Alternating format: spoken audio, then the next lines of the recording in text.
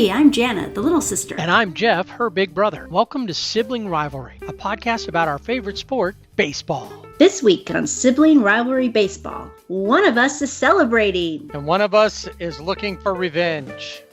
But we have to wait till September. First, a quick look at the SRBB headline. MLB is considering a plan to increase player pools by 15. The Pac-10, Pac-12, MAC, and Mountain West conferences have all either canceled or postponed their fall sports seasons. The Big 12, ACC, and SEC have all decided to play on. Former draft pick of the Detroit Tigers, Patrick Mahomes, is now a part owner of the Kansas City Royals. The Western Conference Lakers and Clippers secured the number 1 and 2 seeds, respectively, in the upcoming NBA playoffs. You can find these and past week's headlines on our website, siblingrivalrybb.com. Remember to rate and subscribe wherever you listen, and tell a friend to listen to the Sibling Rivalry Baseball Podcast.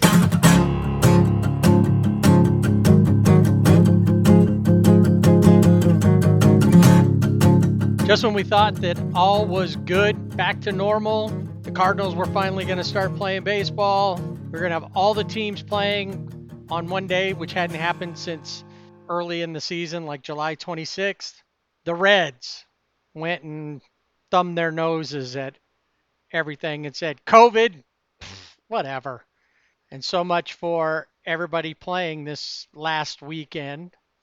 Although, does look like the Cardinals came back okay, and apparently COVID makes you good at baseball. I guess COVID does make you good at baseball.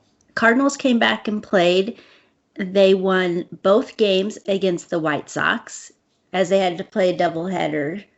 But they did lose on Sunday, so maybe they didn't have the super strength strain of COVID. But it took a big act for them to lose. Not just one home run, but 4 home runs back to back to back to back. That accounted for 5 runs. They lost 7-2. Without those 4 home runs, they're tied 2-2. Who knows what happens? I give them a break on that one. Okay. Yeah, they had a rookie pitcher, so maybe that was the issue. And maybe he wouldn't have pitched if they didn't have the COVID issue. I don't know. Very true.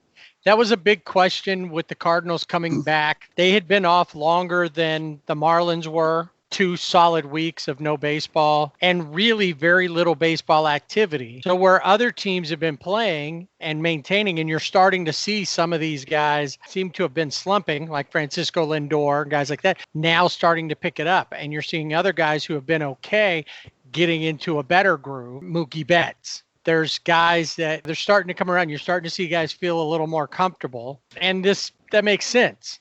They're finally have enough competition that they're feeling better about it. You thought, well, maybe the Cardinals wouldn't have this same thing because they've not done anything. They've been stuck at home. They've had very little opportunity to have any competitive baseball. So they come back and take out the White Sox, who have been playing pretty well. They take 2 of them. Like we said, they lost on the Sunday game, but it was a historic situation that they lost. True. There have been 29 games that have been postponed. Marlins had 7 games, the Cardinals 13.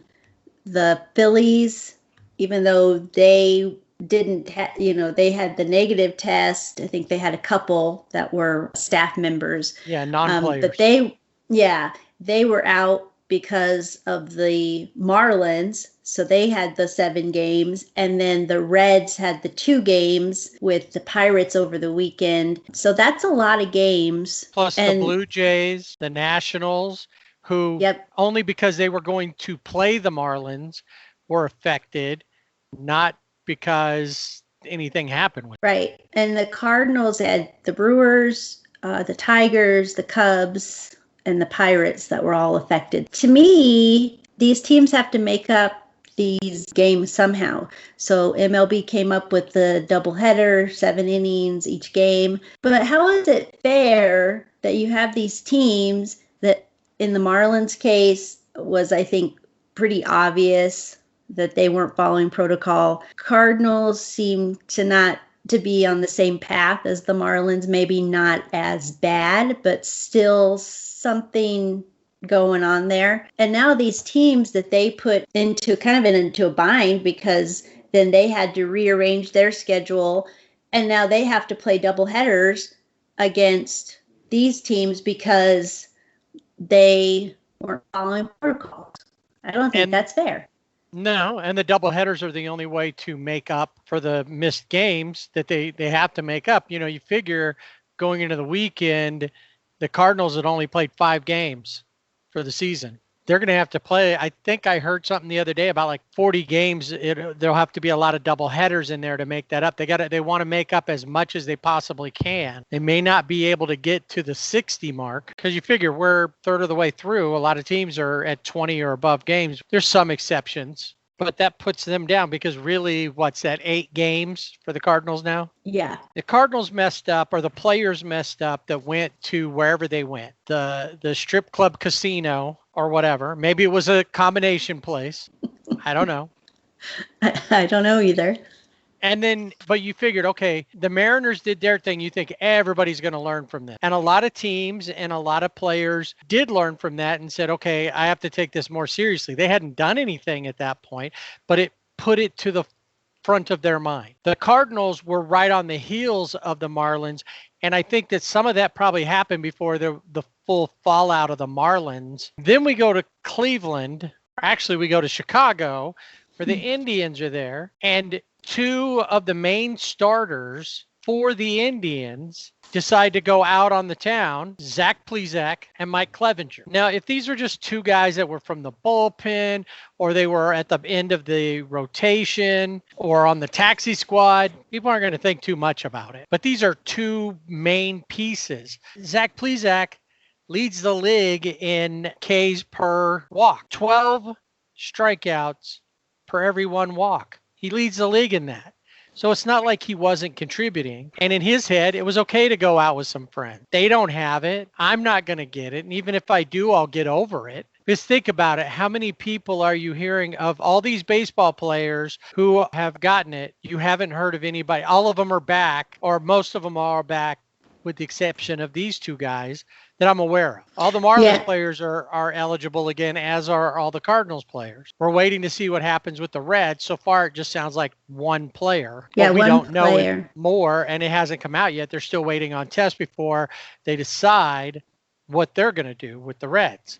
And we don't know who the player is, technically. There is rumors out there, but we don't know. Yeah. So here's a guy who does that. And then Mike Clevenger, too. And you would think that they would know better on the road, where there's a lot of ways to get caught on the road. Players now realize what's going to happen. They've seen it. That means we don't play. That means potentially you bring it back in here, and even if I get it and I get over it, we're still not playing. And you put the league in jeopardy of not playing, which means none of us get paid anymore. And I've always said the way to get somebody's attention is to mess with their money.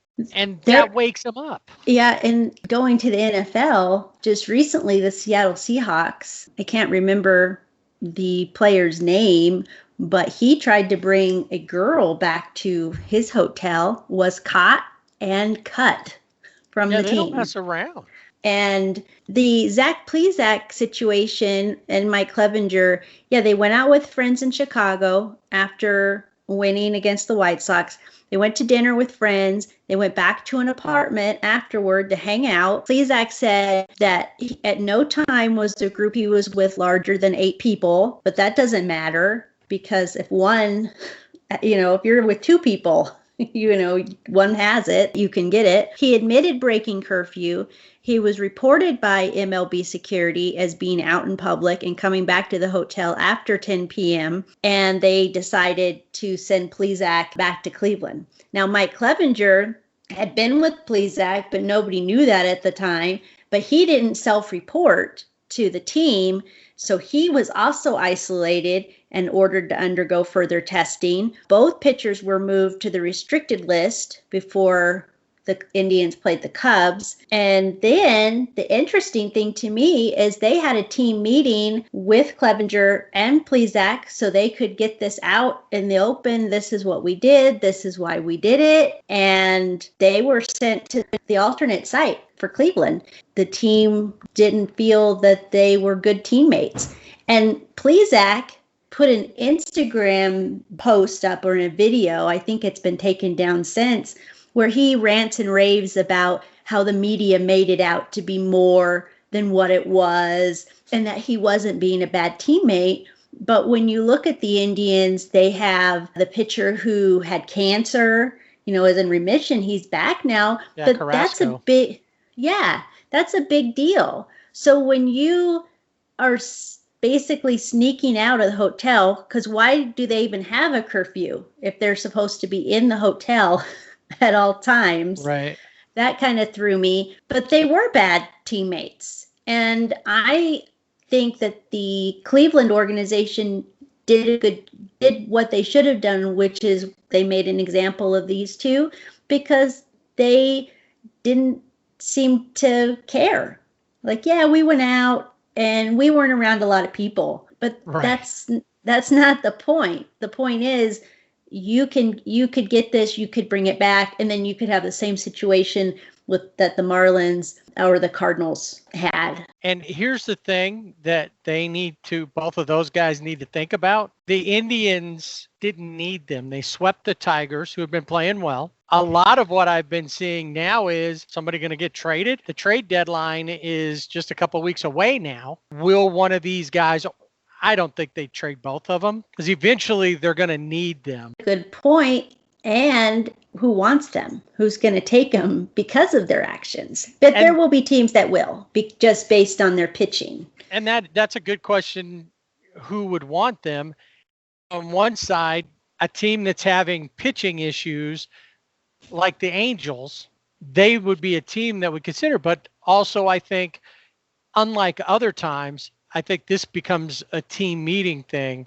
Do we want this guy who didn't care? And especially for Mike Trout, who made such a big deal about it at the beginning, does he want somebody like that on the team? Yeah, he can help. Both those guys could help. They've been great pitchers. But what happens? Right. And if they're traded, we'll use the Angels, and they get to the team, the Angels just need to lay down the law and say, in our organization, this is what we do. If you aren't going to be part of that, then you don't start. Well, didn't Joe Madden say at the beginning of the season, the guys who should opt out are the guys who don't think that they can live by these rules? Exactly. So there's two guys that should have opted out. Right. I don't think that anything, every time something like this happens, baseball Twitter loses its mind. All the team sites lose their mind. The season's over. It's done. On one side of it, and I've said this before, I feel like maybe having the season wasn't a good idea from the standpoint of the overall game. With some exceptions, there's been excitement. 4 home runs in one game. We'll talk more about the weekend series between the Dodgers and the Angels. But even when we talk about the Dodgers, their series versus the Padres right before that. And exciting things if you're a Dodgers fan, or even if you're just a baseball fan. Different things that are happening. But overall, we're seeing lots of strikeouts. We're seeing lots of teams leaving people on base. It's not a great game this year overall. And from that standpoint, that's why they should have rethought it. I honestly felt with the COVID things that it would be less of an issue on the road because of all those things. Teammates can see you go, security can see you leave. I thought it would be a bigger issue for the players at home. People they know would come over. Some of these guys live close to their families in the cities they play in when they're at home. You guys aren't living on the same street. This isn't Royals or Mariners Way where only the Seattle Mariners live on this road in Seattle. We have our own gated community, so that way we can keep track of you all the time. So I thought that would be the bigger issue, that somebody would end up having a family gathering, and that's where they would come back with, because there's too many random actors out there that you might come in contact while you're at home. And nobody sees if you decide to go out and eat somewhere when you're at home. Nobody sees that you decided to go to Home Depot on a day off. And I thought that would be a bigger issue. Apparently, everybody needs to look and see what's happening in the West, because so far, no issues Right. No issues. And I wonder too if I think we've talked about this a little bit before, but where the teams are, does that, like what their state restrictions are, does that play into it? I think the West, California, here in New Mexico, of course, we don't have a major league team, but more restrictive. I'm going to say more restrictive, but more, face coverings are mandatory in public. Restaurants are only open for takeout. You can't even dine in. So I'm wondering too if there's, depending on where your team is, if you go from more restrictive and then you're out on the road and it's not as restrictive, like, hey, I can go out to eat at a restaurant, and you take that chance. But really, it should be across the board for that. But I see too, in our headlines, we talked about college football, and I think there are conferences that will play, but these are college students. So how is that going to affect? Are they going to have parties like they normally do? These guys are younger too, Clevenger and Plezak. And so they're not thinking, whereas you do have teams that have the older guys, they have families, and they're taking this more seriously. And I think that plays a role in the whole thing. And I think too, with Mike Trout, his wife was pregnant, they have a new baby. There's a lot of guys that are in that same situation, and they want to do everything they can to protect their family. So I think it goes back to how you feel about it and your age. The younger you are, you seem to be more invincible. Yeah, I'll get it, but I'll get over it. But you may also give it to 6 other people. And you never know who you'll give it to that it might have a greater effect on. Right. And whether you believe in that or not, when you're part of the team, if you're out on your own, walking the streets and all these things, these videos we see that are going viral of people losing their minds because they're asked to wear a mask or whatever, that's one thing. This group of people are all in a common endeavor. They're supposed to be teammates. And look what happened. Their team said, we don't believe you're good teammates. And they were sent off to the alternate site. And who knows when they might come back. So they get to sit in purgatory for a little while, even if they've tested negative 800 times, simply because they're not trusted. And that's one of those things that can stay with you for a long time. Yep, you'll always be that teammate. It's time for Dodger baseball. After a little rough patch, and what seemed to be the continuings of a rough patch with one of their main rivals, the San Diego Padres, the Dodgers woke up in the last 2 games of that Padres series and overall had a great weekend. We'll get more into the main event as far as we're concerned in just a minute. Let's talk a little bit about what happened in the Ravine versus the Padres. Yeah, so those first 2 games were shaky. The first game, the Dodgers lost 2-1. No offense. They were 4 for 30, the whole offense for the Dodgers. Corey Seager was out of the lineup because of back discomfort. Dustin May was on the mound, so there was that code red, and he did really well. He pitched 6 innings, 5 hits, 2 runs, 2 walks, 2 strikeouts, 1 home run, but if you don't have the offense, which was non-existent in that game, then even Dustin May can't win that game for you. I do want to mention Dustin May has the second hardest fastball behind Jacob deGrom. It moves more than any other in Major League Baseball, 19 inches on average, and it has an 80% strikeout rate. That's a wicked pitch. Kept going back and looking at it over and over again. Stripling didn't have a really good outing versus the Padres either. He gave up a granny to your favorite player of all time. I know, Manny Machado, who has received more intentional walks than any other player in the league thus far. Because he's such a weapon, such a threat.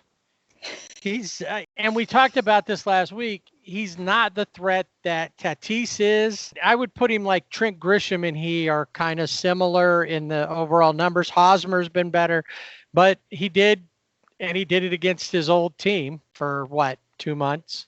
Yeah. His old team that he was on for 2 months. It was a rental. Yeah, Stripling didn't have a good outing. 4.2 innings, 6 hits, 6 runs, 2 earned runs, 2 walks, 2 strikeouts, and 2 home runs, which, as you mentioned, one was a grand slam. Now, in that game, Justin Turner did get his 1,000th career hit, so that's pretty cool. As well as hitting a home run in the series. Yep, did that.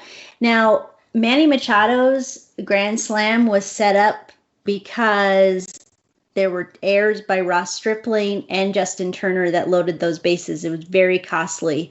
And that's why Stripling only had 2 earned runs versus 4. Right.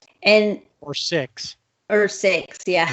According to Joe Davis, he mentioned that if the season continues as it is, and this is across all of baseball, it's on track for the most strikeouts and the lowest batting averages ever in MLB. I thought that was an interesting. Those strikeouts. I don't think that the guys, and I talk more about strikeouts coming up. Their series versus the Padres, and this is the thing. In watching, especially the last game of the series, because the Angels were off, I was able to focus completely on that game, and that was the last thing I wanted to see. Them waking up the way that they did. Actually, the last 2 games, because the first game they lost, but the second game they won 6-0. Yeah. And they had Catman, Tony Gonsolin, had a great game. He did. 8 strikeouts. 1 walk, so that's pretty good. He looked really good. He looks less like Frank Zappa now with the full beard. Right. Yeah. But he had a good game. That one was a pretty good, and that's where JT hit his home run. But the last game, they were just on fire. The Padres sent their ace to the mound, Chris Paddock, and he just had trouble. There were 4 different players hit home runs in that game. Corey, AJ, and Cuz actually hit a home run. Cuz had a great series as well. He started hitting the ball, which didn't we talk bad about him not hitting? We did. Yeah. And last 2, the 2 games, well, the game that they lost, the 6, he was 2 for 4. And in the 11-2 win, where he had that home run, he was also 2 for 4. And he had a 2-run homer. Corey Seager hit a home run. That was his first game back from his back issues. And the bullpen's looking good. Julio Urias was out there. He pitched 6.1 innings.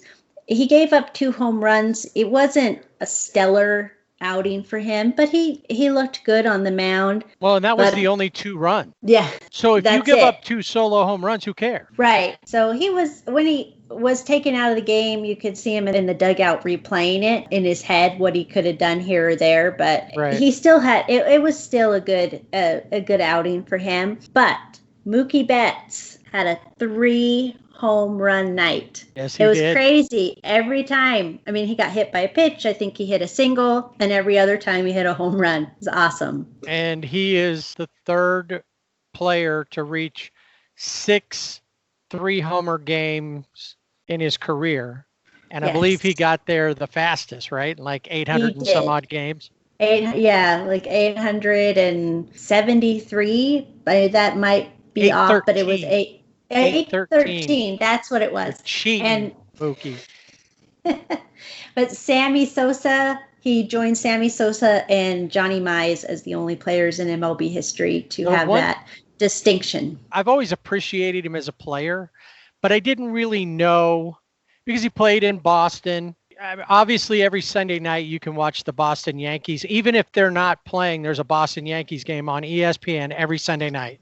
I don't know how it works. I don't know why it works, but that's every time. And so you'd get to see him occasionally. He came, the Angels would play the Red Sox twice a year. So you'd get to see him there. My appreciation of Mookie Betts has grown exponentially since he's been with the Dodgers. And for many reasons, how he plays the outfield, how he plays the game completely. He didn't start off the season great hitting wise, but a lot of them didn't. We talked about Cody and his inability to get going. We talked about Max and his inability. We never talked about Mookie. And obviously by the time we were talking about them, Mookie had been picking it up.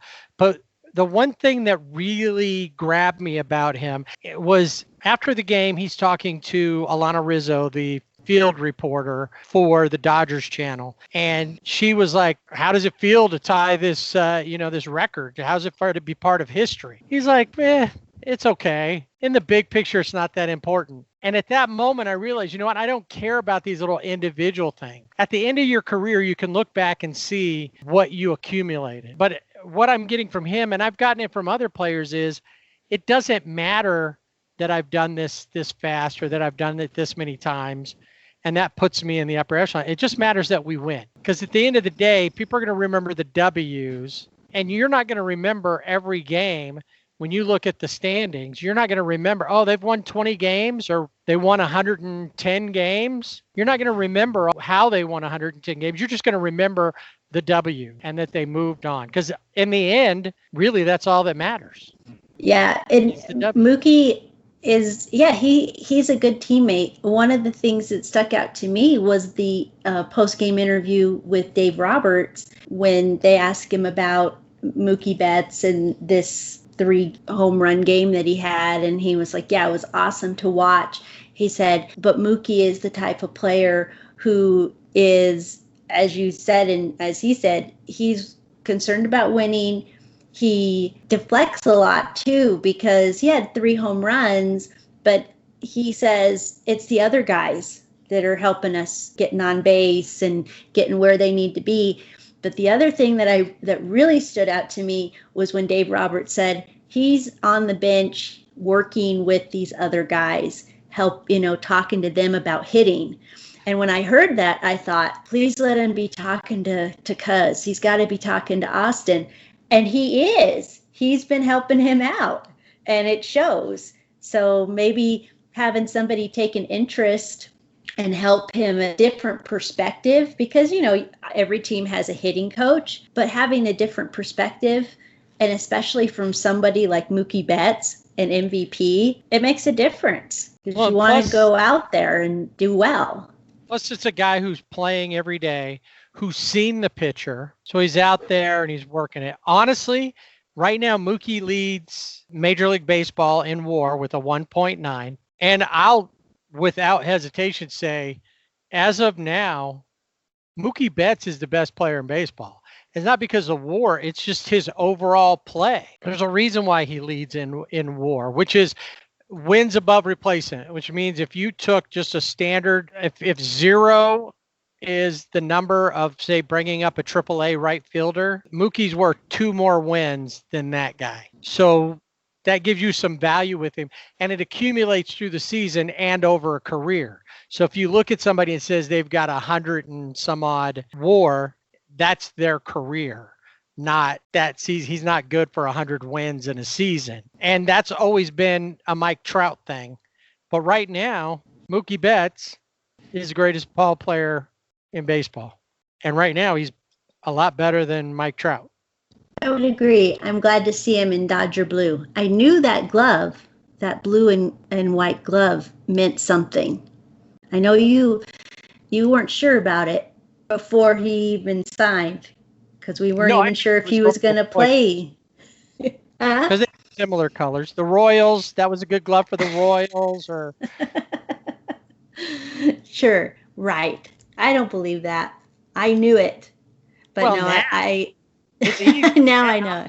I said before he's going to the Royals.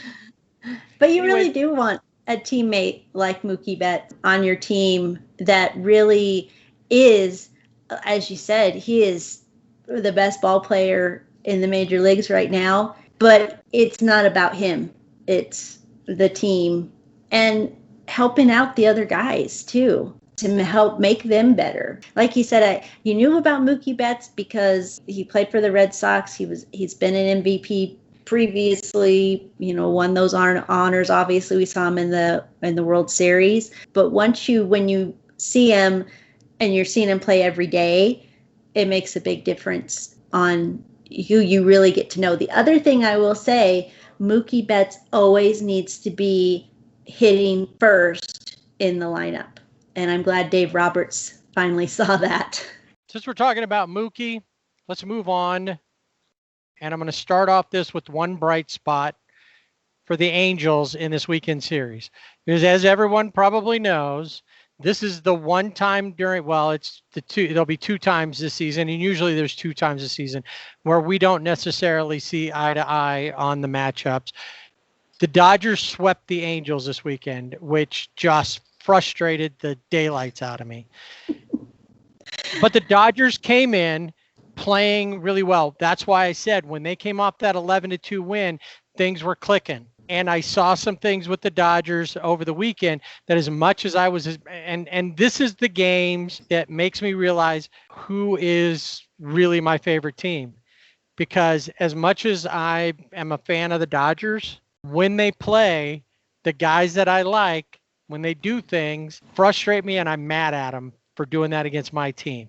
And I'm frustrated with my team when they don't play well. But Mookie Betts played a part of the play of the week. The play of the week was a Mookie Betts hit into deep at short. David Fletcher goes far to his right, comes up with the ball, makes an off-balance throw, incredible throw to get Mookie Betts at first base. We'll find it and we'll put it up on our social media and on our website, but that was named the play of the week by MLB. And when you see it, you'll understand why he just beats him. Yeah, Mookie Betts is fast. I don't think that the Dodgers challenged the call. Because when they went back and looked at it, they saw, and it looked real close. But that was a major highlight. David Fletcher, who has been pretty much the MVP of the Angels this year. I liked a quote Joe Madden said. He really likes David Fletcher. He can put him anywhere. But he said when he plays at short, he thinks he's Andrelton Simmons. He's not, but he thinks he is. And so he did make some really good plays where he was off balance, but still made the out. And to make the out against Mookie Betts, who's a speedster on the bases, is very impressive. So yeah, we'll definitely have to put that up because that would be a bright spot for the Angels in that series. The first game, Clayton Kershaw was on the mound. Really good outing for Clayton. 7 innings, 1 hit, 1 run, 2 walks, 6 strikeouts. The home run again was courtesy of Rendon, who hit that one out. Obviously, another guy who we talked about having issues. Now he does walk a lot. He's walked over 20 times, or at least 20 times this season, and he got walked a couple of times during this series. But he comes up. The problem was that Clayton looked more like Clayton. Yeah, and the Angels hitters just aren't adjusting well to. You see him one time. Some of these guys have seen him before. And he made up for a bad previous outing. They could have probably adjusted more. But I get the feeling that they saw how he's pitching and they almost just said, okay. I mean, there were moments. It's not like they didn't try to come back a couple times. But it's, as I said, the Angels give up a lot of runs and then try to fight from behind. It's hard to do that against certain teams. Right. Like the Dodgers, especially when they come in hot. And Cody Bellinger. 2 home runs. Picked it back up. When the Angels and the Dodgers came into the series, if you just look at stat lines, they looked very close. Mm-hmm. They had similar number of home runs, similar numbers of left on base, runs scored.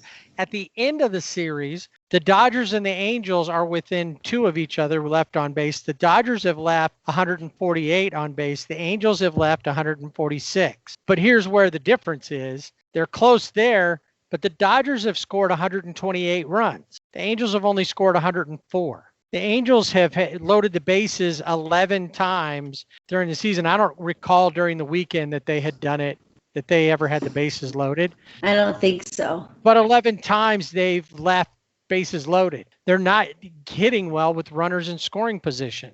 They've had 38 home runs, but that's what they're living and dying off of. The Dodgers, 43 home runs. Now, they did the other night, manufacture a couple of runs. In this series, they had to manufacture a couple of runs. Pitching-wise, there was just issues. Second game. Went into innings. Walker Buehler was on the mound for the Dodgers. Again, not what we're used to seeing with Walker. Had 5 strikeouts. He went 4.2 innings, 6 hits, 5 runs. 4 of those earned, had 1 walk. And Mike Trout hit a home run off of Buehler. So he's not up to his potential, where he normally is and what we're used to seeing. And even that fire, because Walker Buehler is very demonstrative pitcher.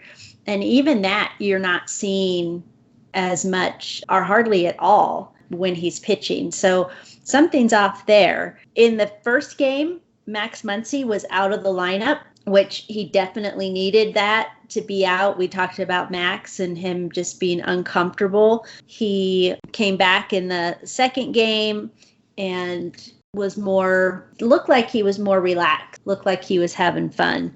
Mookie Betts hit a home run. Austin Barnes was 1 for 5, but he was getting on, he got on base. So you're seeing, as we talked bad about him last week, maybe he should be riding the pine. Or in the luxury seats, I guess, hanging out with those not playing. He's putting it together. Chris Taylor, Kike Hernandez, showing off skills defensively. Chris Taylor still gets those hits when the Dodgers need them, it seems like. And another good game, but it went into innings with 10 innings. Chris Taylor started off on the second base. And something you never see, first batter up is hits a sac fly, which is Max Muncy, and Chris Taylor scores. But Chris Taylor had also stole third. The Angels pitcher, whose name escapes me right now, never looked to see where he was, what he was doing. And he's another one that's really got speed on the base pads. I mean, he made a really weird blunder against San Diego in one of the first games, but he's made up for that since then. Yeah, it was Keenan Middleton. Yes. Who was That's on, right. Who's normally really good. As much as it bugged me at the time, it was nice to see Max smiling. He hadn't really been. You talked about Julio Urias sitting on the bench, running through the game in his head. Max actually smiling, seeming a little looser, had some hits. So basically, a great weekend for the Dodgers. Not even a not so great. It was an absolutely terrible weekend for the Angels.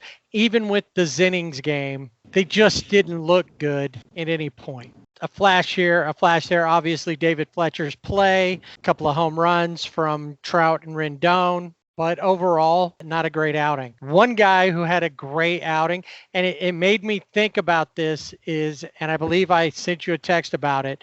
The Angels have a top prospect up with them now in Joe Adell. The Dodgers bring up one of their top prospects in Keeper Ruiz.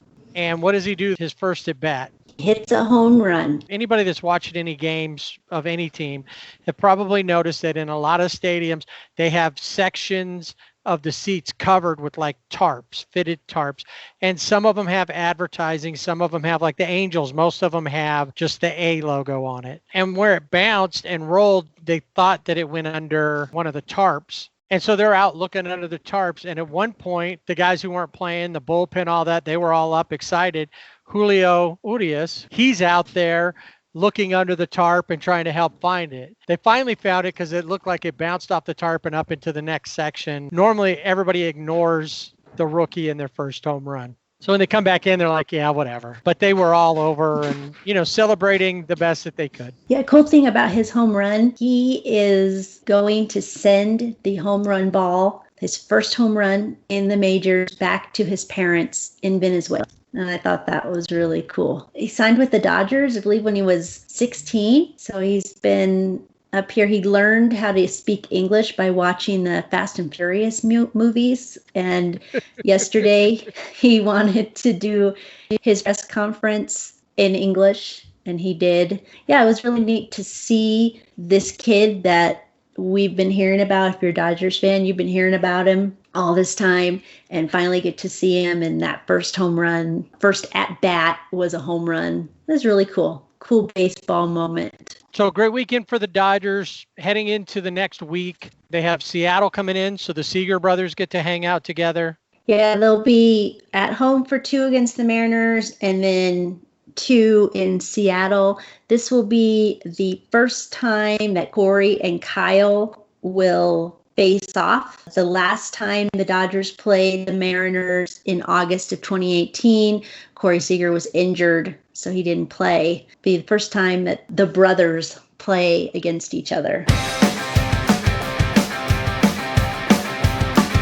Obviously, if the Dodgers had a great weekend, the Angels did not. Before I get too deep into that, let me go back and tell you that it was a hard series to watch versus the Dodgers because of the series with the A's that happened right before it. The Angels won their first series of the year, and they beat the best team in the AL West and one of the best teams in the American League, 2 out of the 3. With the first night being a come-from-behind win, Mike Trout hits 2 home runs. Anthony Rendon hits 1. Shohei Ohtani hits 1.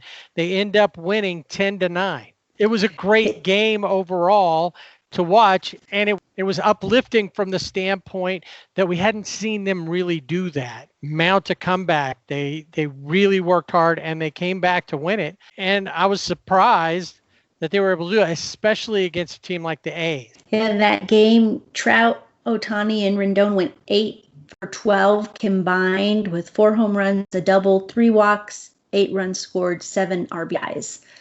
So great showing from those 3 guys. And what you want to see as an Angels fan, you want to see your top players out there producing those numbers. Anthony Rendon started hitting all of a sudden. He's getting walked, but he was hitting. All the things that we expected from him seemed to be coming through. And I didn't believe he would stay in a slump the whole time. I'm not an alarmist like everybody, like, hey, this guy is terrible. And here we go again. We didn't sign any pitcher, so we went and got some hitter. He's not like signing Josh Hamilton. So anyway, I just frustrated with the whole thing. And then with the Angels and the A's series, like I said, it's that hope roller coaster that a lot of people win. The Dodgers used to have it in Brooklyn. The saying in Brooklyn was, wait till next year. And next year never seemed to come till about 1955, I think it was. Yep. I was just going to say in game 1, you really saw the Angels offense get that spark where you had Trout and Ohtani and Rendon, but then you had the pitching that got hit really hard because Tehran, gave up 5 runs over 2+ innings. And then the bullpen had to come in and pick up the slack. I think it was Matt Andres who came in and he got hit hard, but the Angels came through with the offense, so that helped them. But in the next game, who's on the mound? The guy you're lucky you didn't have to face, right? As a Dodgers, Dylan Bundy. Exactly.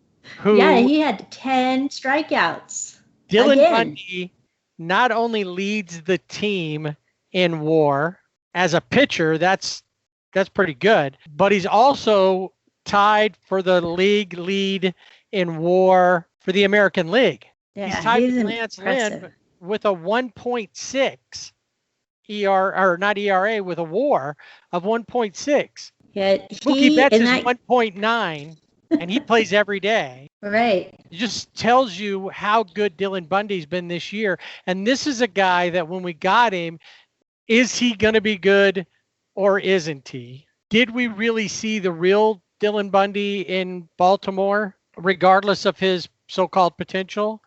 Or will the change of scenery, will playing in a different park for a different team? Bundy, like you said, 10 Ks, 4 home runs for the Angels that night. Like I said, they live and die by the home run. But when you're 7 scoreless innings. Exactly. Dude, that's impressive. 4 hits, 1 walk. Dylan Bundy has a 1.57 ERA, 35 strikeouts in an MLB leading 28 2/3 innings. He reached double digits in back-to-back starts for the second time in his career, started strikeouts in the first time since 2017. So he is a huge bright spot for the Angels. Huge. He's like the only bright spot most of the time, other than David Fletcher, who's been a bright spot since he came up. Now, with the fact that Andrelton Simmons is about ready to come back, it's now going to become, where do we put Fletcher? Yeah, he's got to play. Yeah. Can't be the guy that's not playing. Home runs that night by Rendon, Castro, Goodwin, and Fletcher. And Brian Goodwin, he hit one against the Dodgers as well on Sunday. So they just, at that point, you're like, oh. And then it made those two games made the Wednesday matinee not feel as bad. They got beat 8-4. Griffin Canning didn't look great. Overall, they couldn't seem to get the bats going.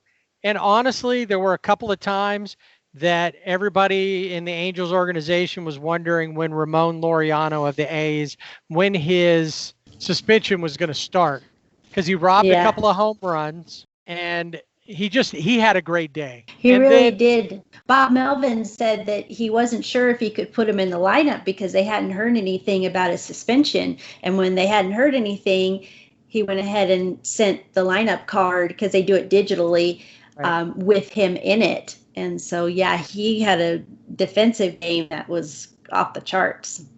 Oh yeah, no, he was fantastic. I was happy to see when he got out. I was like, don't you want to take him out of the game?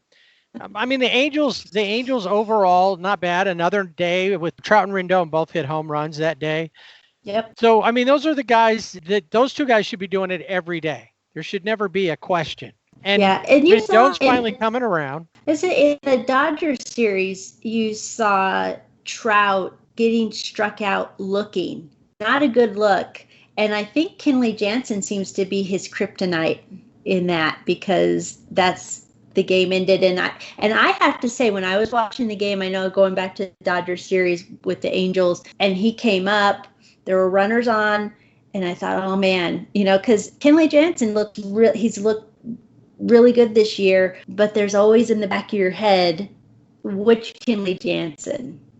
And with Trout at bat, it could have turned, the game would have been a win for the Angels, but it worked out in Dodgers' favor. You always look when you're down, or when the game is tied, and you're going into, especially the ninth. The announcers even mention it, but you're always looking, where are we in the lineup? Will Trout get a chance to hit? Because you don't know what he's going to do.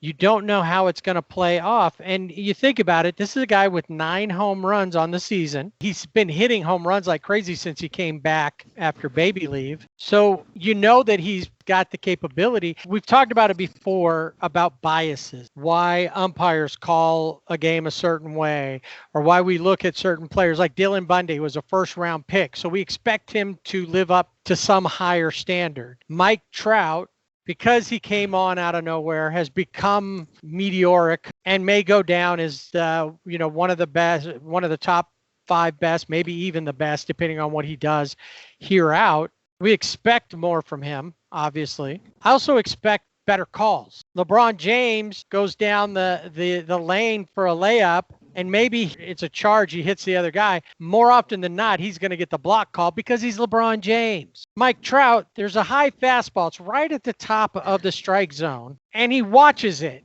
every time. And many times it's borderline, so it really could go either way. I'm not saying it's not a strike, but he keeps watching that same strike that pitchers everywhere are seeing. So whoever's watching the games and scouting has picked this up. But I keep thinking, that was just a hair above. Give it to Mike Trout. He's the greatest player in the world. No, he's not getting those calls. But here's the thing that gets me is, and I feel like the Angels more often than not are not reading the scouting reports. They don't adjust to the pitchers. Mike Trout has been struck out by that same pitch looking, and it feels to me like he spends more time arguing where that is than adjusting like he used to always do. He's not getting the calls, and he's not adjusting. Mike Trout, we said, what did we say Mookie Betts' WAR was right now? 1.9? Yeah. Mike Trout's WAR, and he's the WAR leader usually, 0.6. Dylan Bundy's WAR is one full game better than Mike Trout. And Mike Trout plays every day. Yeah. Mike Trout is co-leader for the home run lead in Major League Baseball. And overall, he's not getting the balls he used to get to, And I get it. There's times where there's no reason to go dive for a ball. You play it off the bounce because of the situation in the game. But he's not doing that. There's been errors out there that he didn't personally make. But the outfield just doesn't seem like it was before. Now, I know he's in his 10th season now, and maybe he's slowing down a little bit. I don't know. But I feel like there's something, whether it's when he came back, it seemed like he wasn't distracted with all the stuff that the baby was coming. Came back strong. But there seems to be something holding him back. You ever see guys work out, especially football players? They put like a harness on and they've got a big weight behind them. And the football players will run down the field pulling it behind them to work out. Sometimes it feels to me like he has one on in the game that keeps him from getting to some of the balls that he should have gotten to. He's not hitting the way that he used to. He's got Mike Trout numbers. He's been up above 300, just below 300. He's been back and forth, but he's not the best player in baseball right now. I don't care who says anything about that. The best player in baseball is Mookie Betts. It's Charlie Blackmon is better than Mike Trout. There's a lot of players that are having much better seasons. And when I start watching like Juan Soto from the Nationals, this is a guy, he right now looks better. I don't want to see Mike Trout become Albert Pujols in the sense that Albert did everything in that first 10, 11-year span. And since then, he's had his moments. And honestly, Mike Trout is a better hitter because he's been teammates with Albert Pujols. But 0.6 WAR. He does have the 9 home runs. He's got 22 strikeouts. The most strikeouts he ever had in a season was 184. I didn't check on his walks, but I looked to see other players that have been like Christian Yelich. He's got 26 strikeouts. He's not at the top, but he's definitely up there with the strikeouts. And it's not just that one high fastball. He's looking at a lot of pitches. I didn't look to see how many times he struck out looking, but his swing rate, his hack rate is low. He's not being aggressive at the plate. He's waiting for that pitch to come. And if he keeps doing that, pitch is never going to come. Batting 200 and staying at 9 home runs. He needs to lead the team. He's not only an MVP, he's the team leader. He's the face of this team. And he's got help now with Anthony Rendon, who's starting to pick it up. Shohei Ohtani, who I think is going through mental issues as far as the game goes. Because he's on one night, and then the next time, some of the times in the Dodger series, he just looked awkward. He didn't look himself. And then we look at the pitching for the Angels, which besides Dylan Bundy, Andrew Heaney kind of there. Griffin Canning looked like he was going to be there, and then he fell off. Patrick Sandoval, who pitched against the Dodgers, didn't pitch poorly. He just gives up hits in the wrong times, and some of it's not even on him. As I look through to see, Dylan Bundy leads Major League Baseball in WHIP with a 0.628 WHIP. So walks, hits per inning pitched, he's at the top. The 1.6 WAR, tied with Lance Lynn of the Rangers. He's got almost 12 strikeouts per walk. So he's almost there at the top with Plesac. He's got as you said, the 1.57 ERA. And his numbers are great even in the advanced metrics that are out there, like fielding independent pitching, things like that, are still great. When I look at the overall pitching staff, there's him at the top, and then everybody else falls quite a bit below him. There's only a few pitchers under a 1.5 WHIP.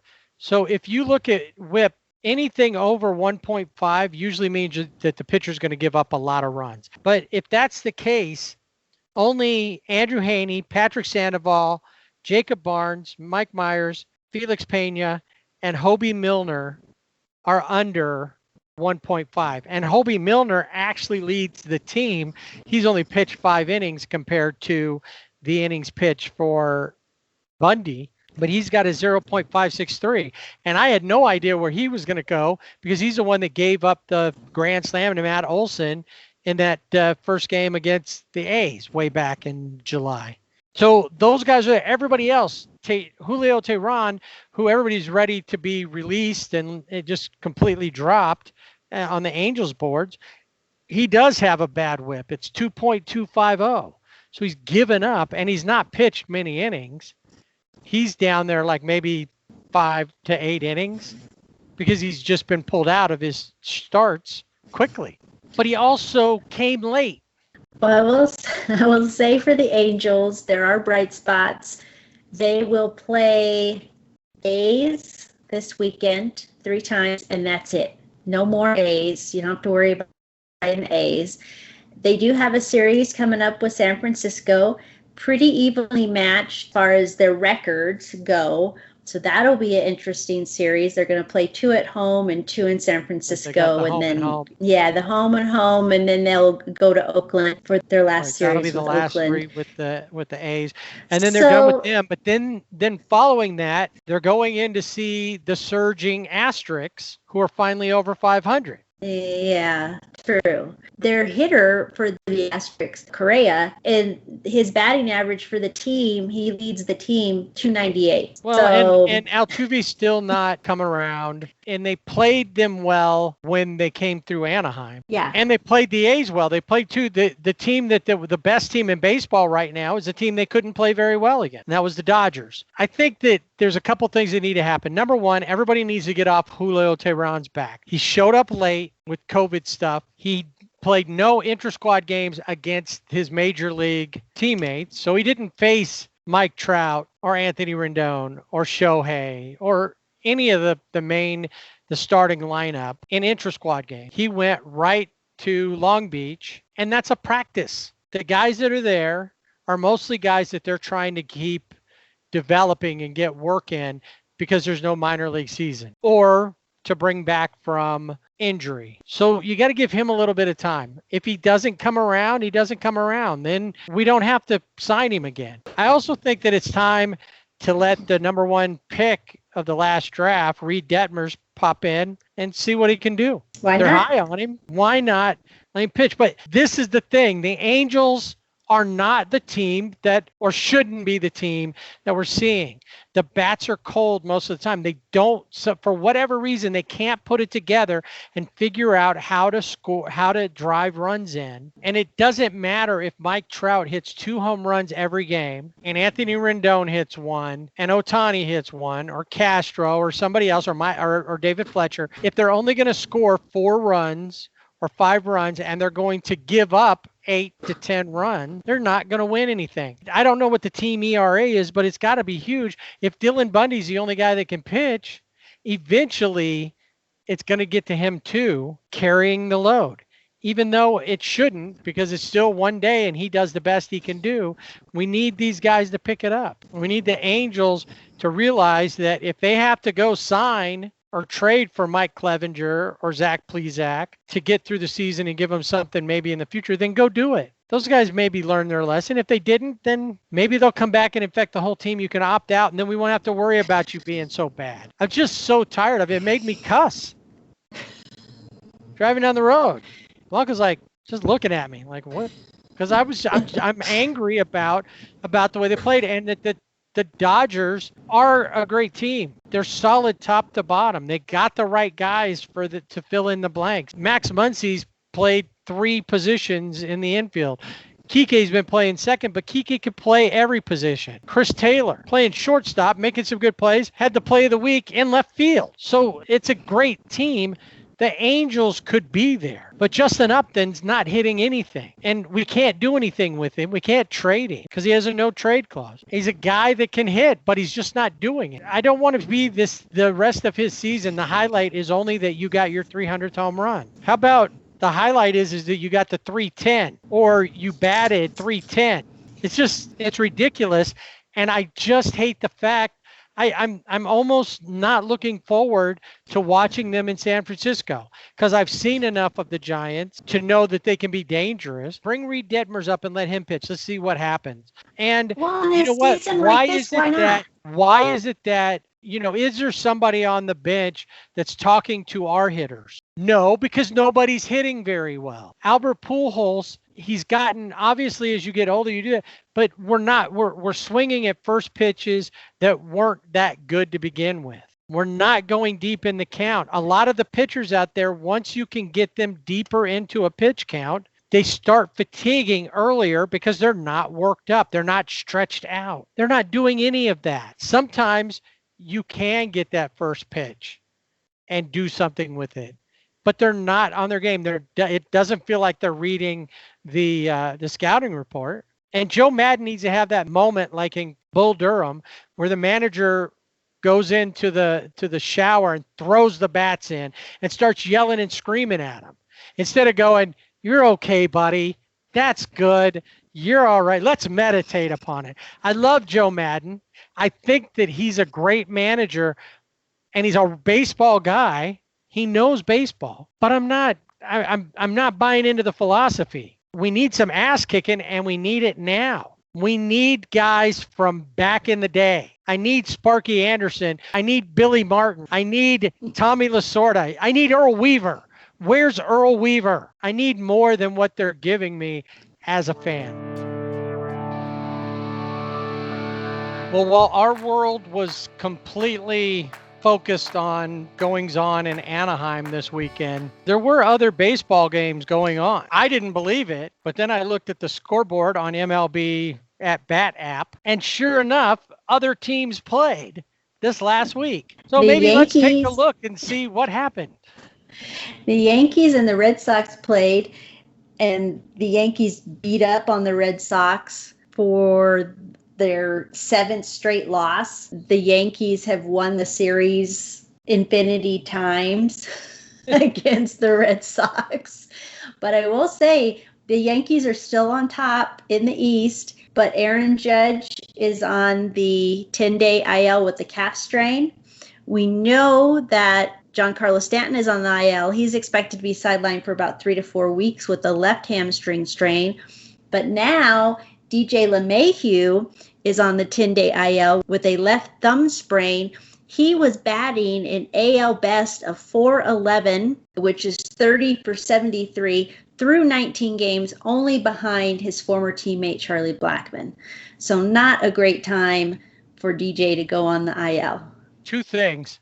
Number one, crazy that Aaron Judge is out and he still holds a tie for the lead in home runs. Yes. And they're still killing. Obviously, the Red Sox just are not that good of a team. They're 6-16 as of the end of the weekend. They're not having a good season. But the guy I think that's going to affect this team more than any other will be DJ LeMahieu, because he's like you said, he's hitting what, 411 you said? So yeah, he's the guy.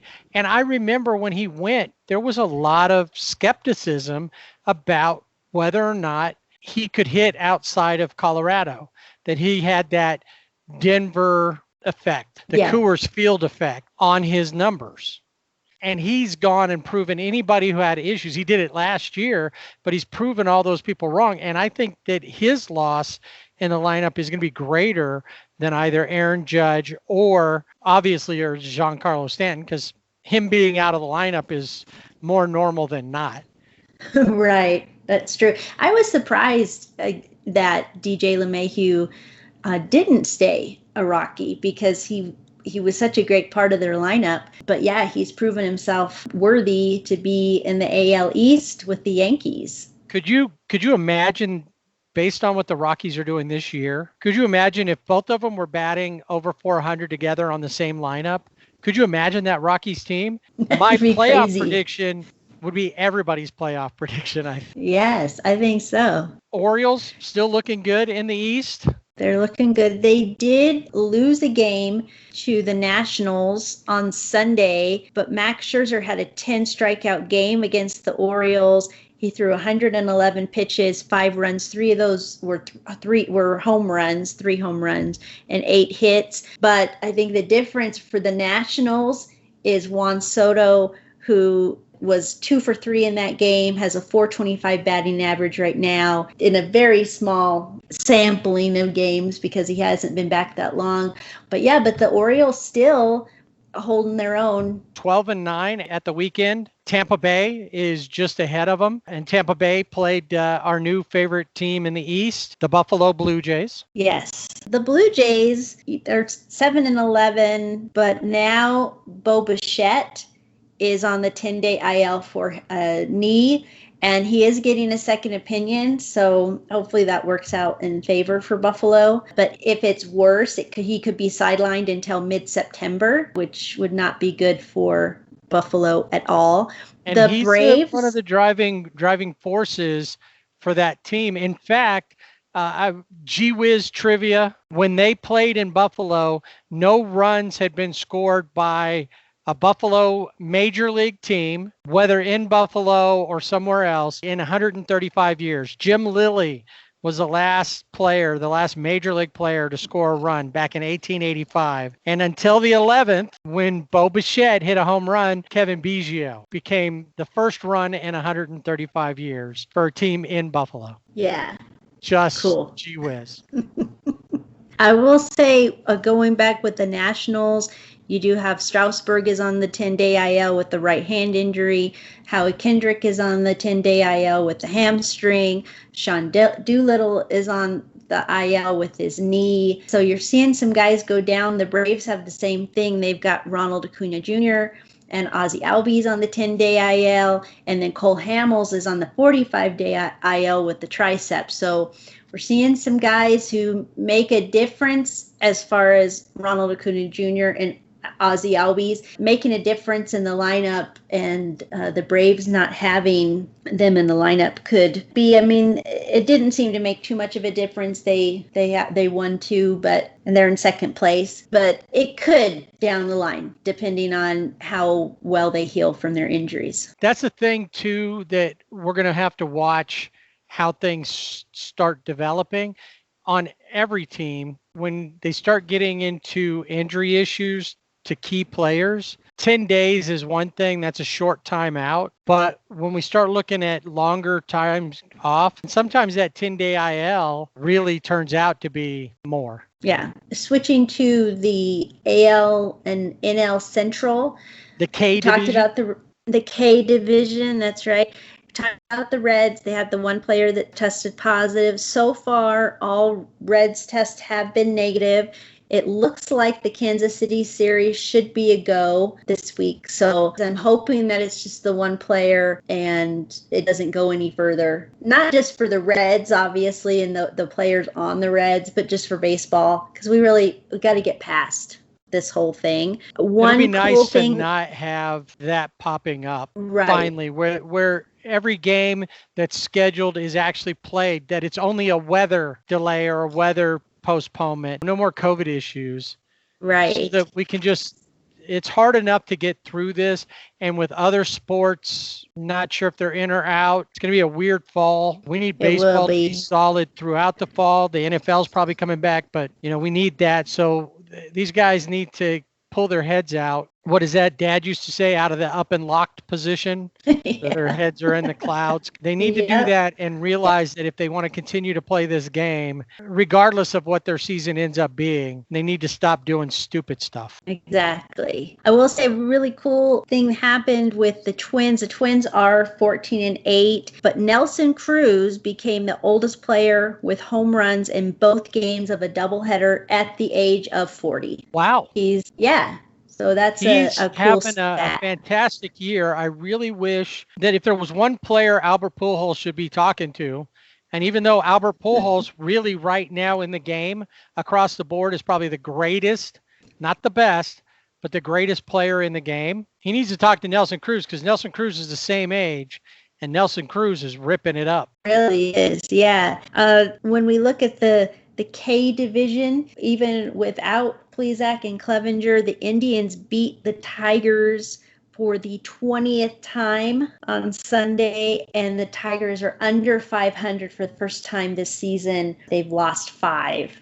Still better So- than Kansas City, which is Still 9 better and than 12. Kansas City. And Kansas City's better than the Angels because the Angels have only won 7. The Mariners have only won 7. The Sunday game, Francisco Lindor, another superstar who's been having issues, seemingly broke out of that with a 3 of 5 day. Yep. With a home run, 3 RBIs. So it seems like he's waking up a little bit. Bieber at this point, 54 strikeouts. Continuing And that was one thing his run. we were talking about earlier with the Cardinals and the COVID stuff. The Cardinals coming into to the weekend had played 5 games. Their pitchers, Bieber, Garrett Cole, and many others, they've already started 5 games. It's good to see that we might start getting a little more of that balance back. But yeah, it's crazy. The Indians, and see, if I'm Zach Plesac and Mike Clevenger, I'm afraid at this point of what's going to happen to me when it looks like that the Indians don't need you. Yeah. Whoever's pitching for you is doing an adequate job or a better than adequate job. Cookie Carrasco, who we talked about, was the one that was treated for leukemia last year that's come back, is pitching well overall. Now, Chicago, who's been on a run, they have lost their last 4. The Brewers won 3 straight against the Cubs. They won the series 3-1. Chicago's still on top, but Milwaukee is making a run up there. And it'll be interesting to see because it's Chicago and then you have St. Louis. And St. Louis is there because they've only played, 9 games? 9 games, yeah. And their winning percentage is better, which is another thing I think we should talk about in another episode, is how that all works out with winning percentages with these COVID teams. So we're going to call somebody Milwaukee from MIT or Yes. Caltech that's advanced numbers, mathematics, chaos math, and all that stuff. We need Will Hunting. That's who we need. We do. Because wasn't there at one point in the East where Atlanta, I think it was Atlanta, had a better record than Miami, but they were still half a game back. Miami had the better winning percentage, but was still a half a game back. That's right. It was the it was the opposite. Even though now I think the Marlins have played 15 games now, and the Braves have played 23. The Braves have a lower winning percentage. And then in the Central, St. Louis is up there in second place because they have a higher winning percentage than Milwaukee, even though they've played 11 games fewer. The Brewers have played 20 games. Yeah, it's just interesting when you look at the standings and you see, but the Cubs, like I said, the Cubs still in first place. They were on a run there. Their last 10, they're 5-5. So maybe a little bit of slowdown for the Cubs. But Milwaukee, who started off slow, is picking it back up. I think Yelich is still not the Yelich. He's not, same thing with Cody. He hit some home runs, and he got a double here or there, but still not the same, what we were Yelly versus Belly, which was last year. Well, and neither one of them were really right. They're not up to that.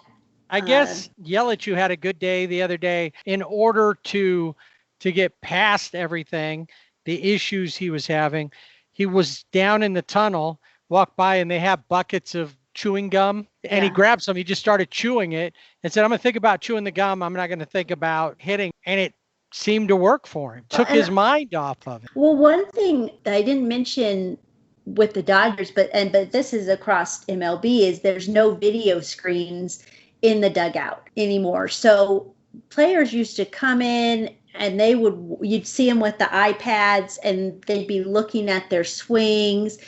Now they can't do that. They can't analyze. You'd see him, you can't go to the video room, can't do those things. Right. And Chris Taylor, who is swinging better this season, he was one of the, first one to the video room, first one to leave the video room, first one in the dugout to look at his swings. Now he can't do that. And he said it actually is helping him out because he's not thinking about it. He's in the box. Right, because you could get too far into your head. Exactly. Let's go back to, you can analyze your at-bat without seeing. That's what I'm talking about with like Mike Trout. You would see him going through his head. even in the at-bat. I'm not seeing that. You can Yeah. go back after the game, watch video. You can go back after the game and look and see. If you're in a big slump, fine, go check it out. If you're not slumping, if you're hitting, like Chris Taylor's been pretty consistent, don't mess with it. That's right. Just like you Don't said with jinx Cody. it. You know, what is it? If it ain't broke, don't fix it. Stay with it. When it stops working, figure out why then. Until then, don't worry about it. Exactly. So I want to go, if we go to the West real quick, the Diamondbacks swept the Padres. The Padres are on a 5-game losing streak, which when they came into LA to play the Dodgers in those first 2 games, not what you expect the Padres to be on a skid, and not against the Diamondbacks. Right. The Diamondbacks, I don't know, since the Diamondbacks beat up on the Astros, I give them, they're still not a great team, but I give them more respect, mostly because they beat the Asterix. Right, exactly. But, you know, coming in and beating a team place. as hot as the Padres had been, I think that the Padres versus the Dodgers series really had inverse effect on each. The Dodgers came in limping. Yeah. Weren't the Dodgers on a losing streak coming in? They had. Padres seemed like the team to beat in baseball, other than the Rockies and the Yankees, obviously.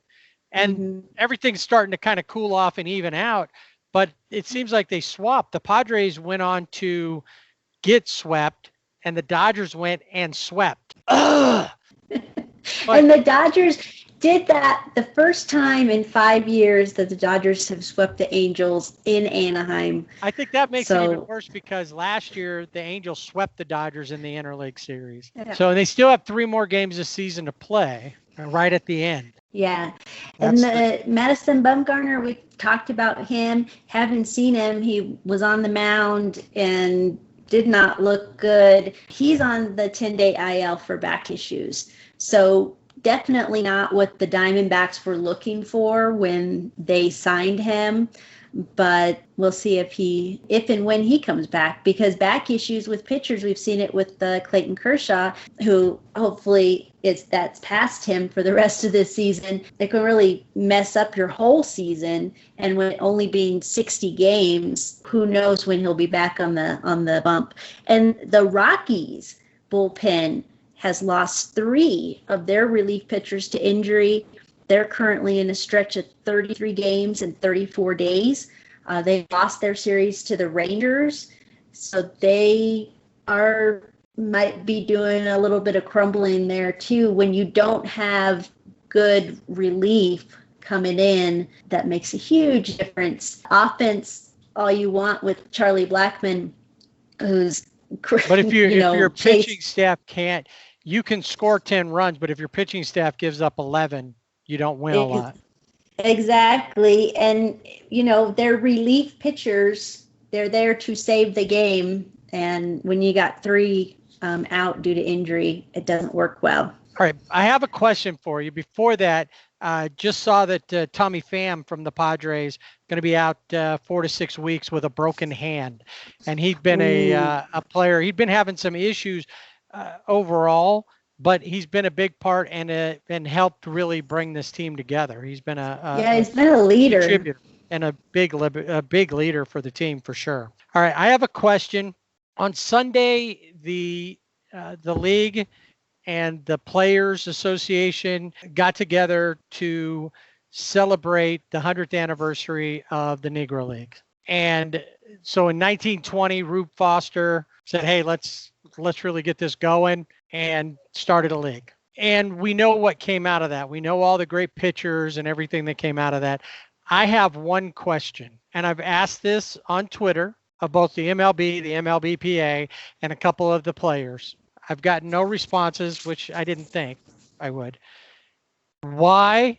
And this was supposed to be a whole season's worth of things. There may still be other times where teams like Pittsburgh may wear the Crawfords uniform, which they did last season. But why would you only wear the patch for one game? Yeah, that didn't make any sense to me, because the 100th anniversary of the Negro League's pioneers in baseball. And unless you follow baseball, if you were just somebody that was turning on the game and you're like, oh, look, they're wearing some kind of patch, you wouldn't even know what it was or anything. Normally, of course, during the normal season, there's going to be pre-game ceremonies and things like that. Obviously, that's not happening. But I really felt like, yeah, the Major League Baseball dropped the ball on this one and not celebrating the accomplishments and then just having this little patch for one day. And why can't the players wear that the whole year? Well, that was that. And it was also like at the beginning of the season, they had the whole thing with the Black Lives Matter movement. And not to get into that, but they allowed players to wear patches on their sleeve. They had other things. And it was one day, not even the opening weekend. And I thought, you talk about what a big movement this is and how important it is. And then it's one day. The same thing with the Negro Leagues have had an impact to this day on the major leagues. Without the Negro Leagues, a lot of these players would have never had an organized place to play that went on to be in the major league. Why didn't they do more? I don't get it. And they Manfreded it up again. Totally. It really was. And it also makes me think, this is something that should be celebrated all year long. But what about the other days that are coming up? We have Roberto Clemente's birthday. Jackie Robinson will be celebrated again here coming up, I think at the end of the month. But again, will it be Manfreded up and not have the meaning that those days deserve? My feeling, though, is it should be a weekend, Jackie Robinson weekend. And for those 3 games set, you wear 42 all 3 games. With Roberto Clemente, what's going to happen? Are we going to have a patch? See, that's the thing that gets me too. Look at Detroit. Al Kaline died. They're wearing the number 6 on their jersey all season long in memory of Mr. Tiger. Why wouldn't we do that for like the Negro Leagues where they put the patch? It's important. Yeah, totally agree with you. Just another instance of Manfreding it up, right? Yes. Absolutely. Trying to get that out. But it's true, because everything he seems to touch it's just bad. I will say I have not been there, but we have talked about we need to do a road trip at some point to Kansas City to go to the Negro Leagues Baseball Museum. Would love to go, excited to go, and hopefully one day we can go. And we will not Manfred it up. We will do it right.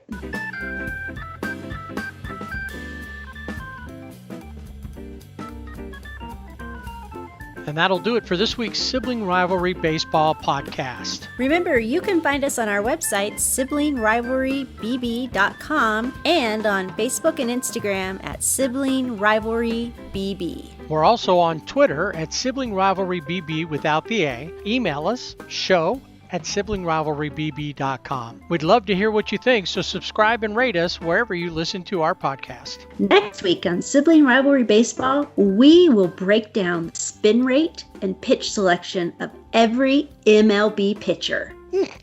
Just kidding. We don't have time for that. We're still looking for Josh Fields. You're out!